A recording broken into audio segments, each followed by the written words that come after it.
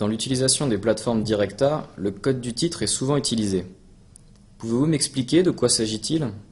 Le code est composé d'une ou plusieurs lettres et sert à identifier un titre.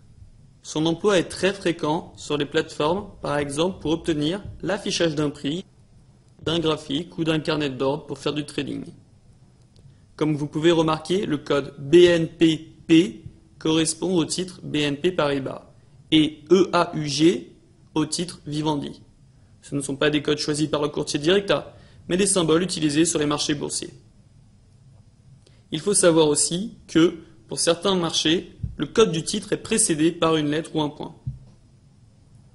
Mais si je ne connais pas le code ou je ne m'en rappelle pas, comment pourrais-je le récupérer?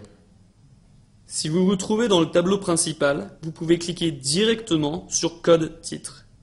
Dans la page qui s'ouvre, il suffit d'écrire seulement une partie de la description du titre pour obtenir le code du titre. Par exemple, si j'écris TOT, le code du titre total apparaît. Et si je veux trouver le code du titre depuis une des plateformes push? Dans ce cas, il vous suffit d'insérer un point d'interrogation dans la case où vous devriez insérer le code et appuyer sur Enter, comme je suis en train de le faire sur le multibook. Une page web où vous pouvez obtenir facilement le code qui vous intéresse s'ouvre, et si vous écrivez GDF, pour chercher le titre GDF Caisse de France, vous obtiendrez les codes de tous les instruments financiers cotés en bourse qui contiennent le mot GDF. Vous choisirez alors celui qui vous sert et qui vous intéresse le plus. La méthode est la même que pour les autres plateformes. Par exemple, ouvrons le Flashbook et cherchons le code de Michelin. Rentrez le point d'interrogation et les premières lettres de la description. Une liste apparaîtra et vous pourrez ainsi choisir le code souhaité. Si j'ai bien compris, disons alors que chaque code identifie un instrument financier coté en bourse. Dans un certain sens, oui, même si en réalité, le code qui sert à identifier de manière univoque et à niveau international un instrument financier est son code ISIN. Ce code est beaucoup plus long et difficile à mémoriser, alors que le code ticker est beaucoup plus simple, c'est F. Le code ISIN est fondamental pour les intermédiaires, les courtiers, pour la comptabilisation des opérations. Cependant, sur les plateformes, c'est beaucoup plus rapide d'utiliser le ticker. Donc chaque marché a ses tickers. Oui, chaque marché a ses codes et parfois, malheureusement, le même code peut identifier des actions différentes selon le marché de cotation. Par exemple, F identifie Fiat en Italie, mais aussi Ford aux États-Unis. Pour cette raison, Directa a choisi d'utiliser des préfixes pour spécifier le marché sur lequel on demande le cours d'une action, sauf pour le marché italien pour lequel il n'y a pas de préfixe.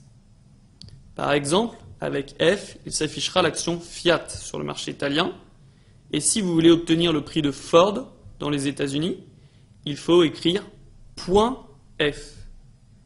Également, si une valeur est cotée sur plusieurs marchés, alors le code sera précédé par une lettre qui identifie le marché. Par exemple, I.DBKG identifie le titre de Deutsche Bank, coté sur le marché français CHAIX, tandis qu'en écrivant X.DBK, on identifie le même titre coté sur le marché allemand Xetra. Une petite liste des différents préfixes est disponible en ligne dans le manuel d'aide de la plateforme Multibook. Et pour les futures? Les futurs aussi ont un code, et vu que ce sont des instruments financiers qui ont une échéance, leur code est composé par le préfixe du marché de cotation, le code du titre en soi-même et l'échéance, c'est-à-dire le mois et l'année. Vous pouvez utiliser une liste pour comprendre avec quelle lettre est combiné le mois de l'année selon le marché. Pouvez-vous me donner un exemple? Bien sûr. Par exemple, pour afficher le futur CAC, c'est-à-dire l'indice français, il faut rentrer le code du marché d'abord, LF, point, auquel on ajoute le code du futur qui est FCE, et ensuite l'échéance sous forme de mois et d'années. Par exemple, Q est 0, où Q est l'échéance d'août et 0 représente l'année 2010. Donc on obtient LF.FCEQ0.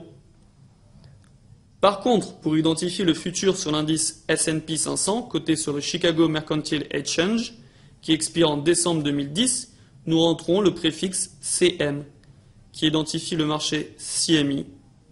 À cela, on ajoute le code du futur, qui est ES, le mois de décembre, qui est Z, et enfin l'année 2010, qui est 10. Donc, on obtient cm.esz0. Du fait qu'il n'est pas facile de se rappeler de tous ces codes, vous pouvez trouver en sélectionnant Info depuis le tableau principal une liste des codes des futurs négociables avec Directa.